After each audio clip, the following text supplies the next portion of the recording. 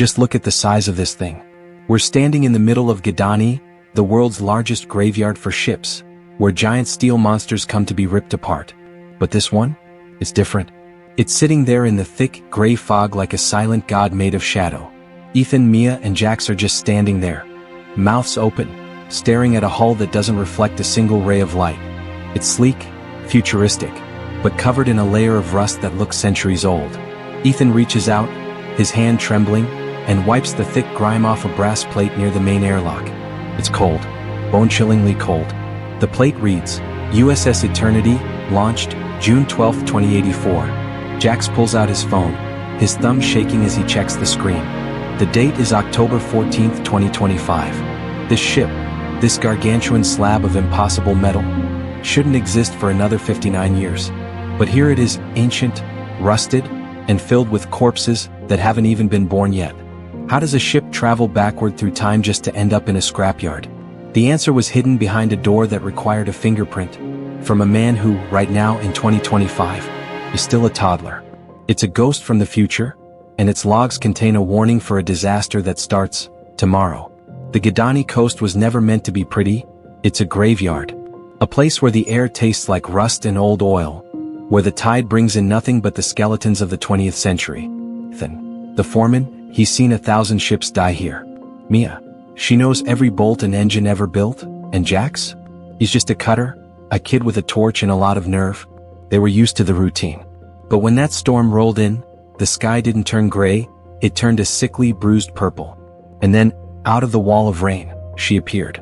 A ship so massive it made the aircraft carriers next to it look like toys. No tugboats, no radio pings, no distress signal. She just drifted into the bay like a silent, metal mountain.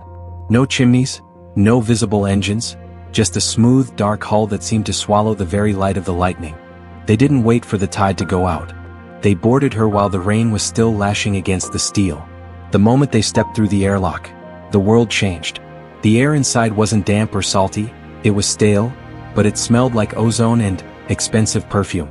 Not the cheap stuff you find at a mall, but something deep, floral, almost haunting. Mia led the way, her flashlight beam hitting surfaces that shouldn't exist. There were no wires, no clunky pipes. The walls were made of a matte white material that felt like bone, and the hallways, God, the hallways seemed to stretch and curve when you weren't looking directly at them. Mia touched a wall and a glass screen just flickered into existence, floating in the air like a ghost. She whispered that this wasn't engineering, it was something else entirely. It was physics we hadn't even named yet. They pushed through the shifting corridors until they reached the bridge. It wasn't a cockpit, it was a cathedral of glass. Mia's hands were shaking as she swiped at a floating console. A digital logbook opened, the text glowing in a soft neon blue. She started reading, then stopped, her breath hitching in her throat. The last entry was dated June 11, 2085. It didn't talk about a voyage or cargo. It was a frantic, typed-out warning. It described a global blackout, a total collapse of the world's power grid, and the date it was scheduled to begin was exactly 24 hours from right now. Tomorrow. The ship hadn't just arrived, it was a message. A steel coffin sent back to warn them about a clock that was already ticking down to zero. Jax was barely listening. He was drawn to a heavy metallic desk in the corner. He found a small, physical photograph tucked under a glass paperweight, a relic from a time that hadn't happened. He picked it up, and his knees just gave out. It was a picture of a man in a captain's uniform, standing on a porch with a woman and 2 kids. The man was older, graying at the temples, with a deep scar running across his left eyebrow. Jax reached up and touched his own eyebrow, where the exact same scar was still a fresh, pink line from an accident he had last week. The captain in the photo was him.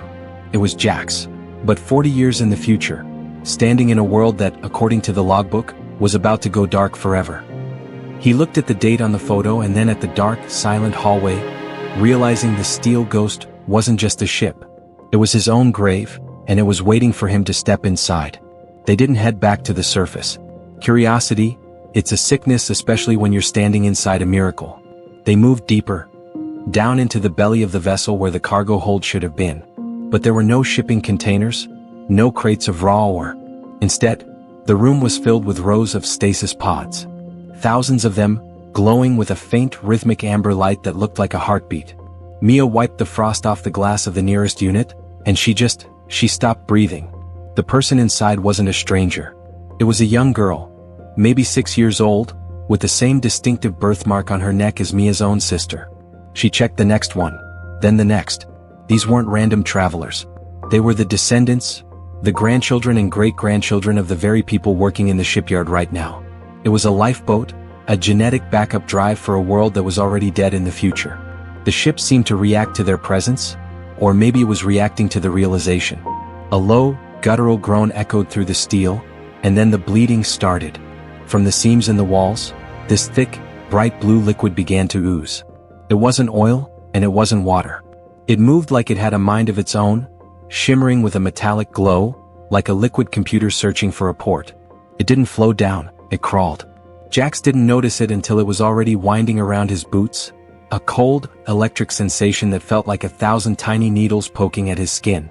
It was trying to interface, to bridge the gap between his nervous system and the ship's ancient, or rather, future processors. He tried to kick it off, but the more he fought, the higher it climbed, hungry for a connection. Ethan's face went hard, the kind of look he gets before a fight. He pulled out his satellite phone, his thumb hovering over the emergency button. He wanted the authorities, the military, anyone who could take this weight off his shoulders. But Mia grabbed his wrist, her grip like a vice. She whispered that the logs, the warnings, they all pointed to one thing.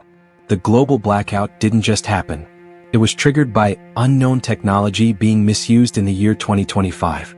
If they called the government, if they handed over this ship to a lab, they wouldn't be saving the future. They would be the ones who started the fire. They were standing on the very fuse that was about to blow up the world, and every second they stood there, the fuse got shorter. The tension was broken by a sudden, sharp hum from the center of the hold. A small, obsidian sphere, the ship's black box, floated into the air between them. It didn't play audio, it projected. A holographic sphere of light exploded into the room, showing the ship's final moments in the year 2085. It wasn't a storm. It was a white hole, a blinding, inverted sun in the middle of the Atlantic Ocean. The holographic ship was being chased by this wall of pure, impossible light, its hull peeling back like paper. The recording showed the vessel being sucked into the center, the gravity warping the metal until it screamed, and then, a sudden, violent flash of white. The recording cut out, but not before a voice whispered through the static, a voice they all recognized as Mia's, but older, tired, and full of regret. He just snapped. Seeing that photo, seeing his own face looking back at him from a future that hadn't happened yet, it broke something inside him. He didn't want the answers, he didn't want the ship, he just wanted out. He pulled his plasma torch from his belt, the blue flame hissing to life with a jagged, angry spark. He slammed the tip against the matte white door of the bridge, trying to cut a path to the exit. But the ship, it didn't just sit there. The moment the heat touched that impossible metal, the entire vessel let out a scream. It wasn't a sound of grinding gears, it was a high-pitched, electronic shriek that vibrated in their teeth. The ship was sentient, and Jax had just stabbed it. Instantly, the lights turned a deep, bruised crimson, and the vents began to hiss. They weren't pumping air in. They were vacuuming the oxygen out. The struggle for air was only the beginning. As they stumbled out of the bridge, gasping and clutching their throats, the time dilation effect kicked in. The ship's internal clock was shattered by the breach. They stepped into a hallway where the air felt like thick, frozen honey, every movement taking an eternity, their own heartbeats sounding like slow, heavy drums. Then they'd cross a threshold and suddenly, everything would blur. In those rooms, the world moved so fast it made their heads spin. Mia watched her fingernails grow an inch in a matter of seconds, and the terrifying realization hit her. The ship's cells were trying to repair themselves by pulling time from the environment. They weren't just in a sinking ship, they were in a biological clock that had gone completely haywire. They reached the main gantry, a long, narrow bridge over the engine core. Ethan was leading, his hand gripping the railing so hard his knuckles were white. He stepped into a shimmering patch of air, a fast-time bubble that looked like a ripple in a pond. Before Mia could even scream a warning, it was over. In 5 seconds, Ethan lived 50 years.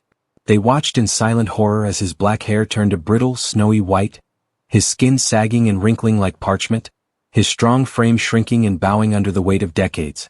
He didn't even have time to cry out. His knees hit the metal, and by the time his body touched the floor, he had collapsed into a pile of gray dust. The wind from the vents caught him, and the foreman who had spent 30 years breaking ships was gone in a heartbeat. Mia and Jax didn't look back. They couldn't. They scrambled toward the lowest level, their lungs burning, their vision fading into black spots. Mia threw her weight against a heavy, circular door labeled Main Reactor. She expected to see turbines, or glowing rods of uranium. But when the seal broke, she found herself staring at something that defied every law of physics. The fuel source wasn't nuclear, it wasn't solar. It was a trapped moment in time. Suspended in the center of the room was a spinning golden sphere, and inside the glow she could see a miniature, perfect reflection of the shipyard. But it wasn't the shipyard today. It was the shipyard exactly 24 hours ago, a literal piece of yesterday being used as a battery. The ship didn't just travel through time, it ate it. The air in the reactor room didn't just feel heavy, it felt crowded. Like the ghosts of 1,000 years were all trying to breathe at once. Suddenly, the black box flared to life again, and a holographic figure stepped out of the light. It was the older Jax, the captain. He didn't look like a hero. He looked like a man who had carried the weight of a dying planet for too long. He looked directly at the younger Jax and whispered that this wasn't an accident. They didn't find the ship. He had hijacked it and sent it back to this specific shipyard in 2025 to be destroyed. He explained that in the future, the technology on this ship is what triggers the collapse. Its very existence is the virus that kills the world. To save 2084, the vessel had to be broken before it was ever officially built.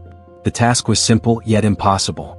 They had to dismantle the time core, that spinning golden sphere of yesterday, before the 24-hour countdown hit zero.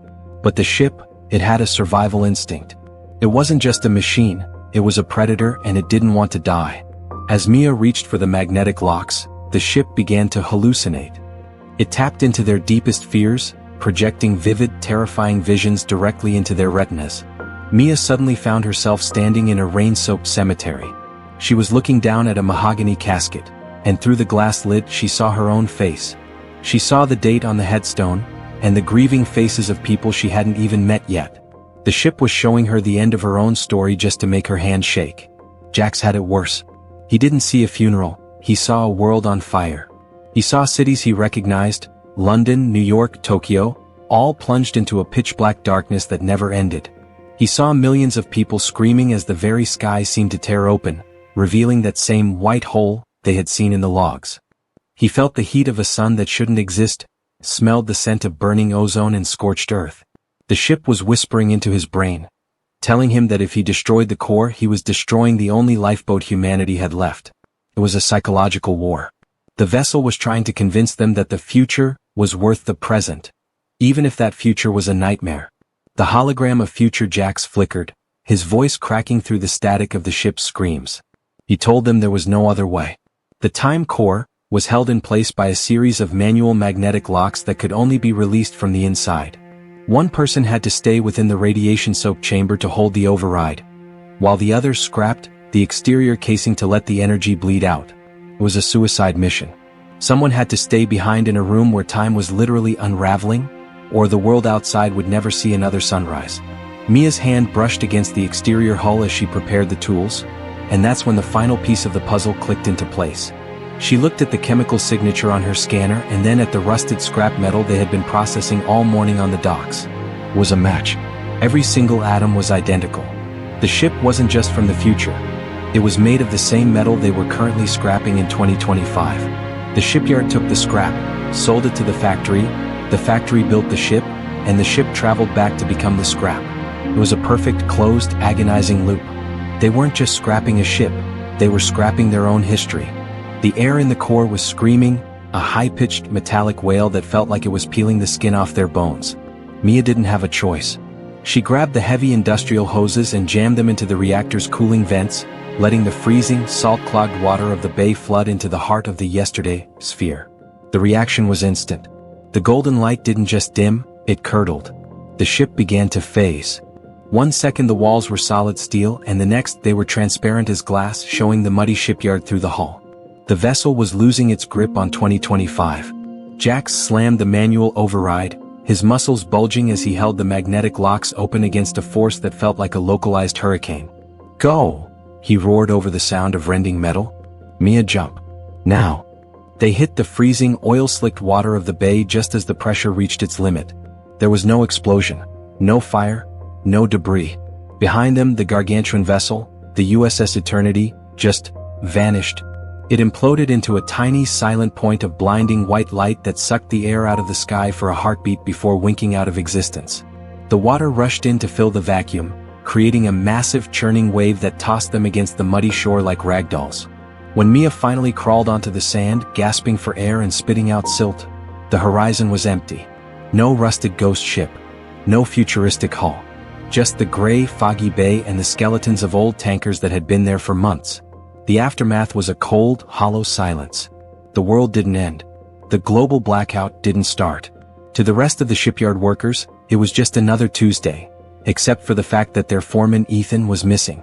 The authorities did their sweep, found his boots and some unidentified dust near a cutting station, and wrote it off as a tragic workplace accident, a freak chemical leak or a fall into a furnace. No trace of the ship remained. No records on the radar. It was as if the last 24 hours had been a collective fever dream shared by two broken scrappers. Mia looked at Jax, and for the first time she saw the scar on his eyebrow, a jagged, permanent reminder of a future they had supposedly erased. Jax walked back to the locker room in a daze, his clothes heavy with mud and salt. He just wanted to go home, to forget the smell of ozone and the sight of Ethan turning to ash. He reached into his locker and pulled out his phone. The screen flickered to life. The date was still October 14, 2025. The time was 6 p.m. But there was a red dot on the screen, a new notification. A voicemail from an unknown number received just 1 minute ago. His heart hammered against his ribs as he pressed the phone to his ear. The voice that came through the speaker was his own, but it was the captain, the man from the photo. He sounded exhausted, terrified, and the recording was layered with the sound of a world-ending storm. "You broke the ship, Jax," the voice whispered through the static. "You broke the vessel, but you forgot the anchor. The ship didn't just arrive, it was summoned. Look under the mud, kid. Look at what's already there." Jax dropped the phone. He ran back to the edge of the pier, his eyes scanning the bay as the tide began to recede with an unnatural speed. As the water pulled back, it didn't reveal sand or rocks. It revealed a massive, glowing, geometric structure buried deep under the shipyard's foundation. It was made of that same light-swallowing metal, a gargantuan anchor that had been sitting there for decades, waiting to be the base of the ship that hasn't been built yet. The ship wasn't a visitor, it was a return. The loop wasn't broken, it was just starting its next turn. Jax looked at the glowing metal beneath the mud and realized the truth. You can't scrap a future that is already buried in your past. The world thinks the danger is over, but the foundation is already laid. If you found proof that your future was a nightmare, would you have the courage to destroy the very ground you stand on? Or would you just close your eyes and try to live the lie until the clock hits 0?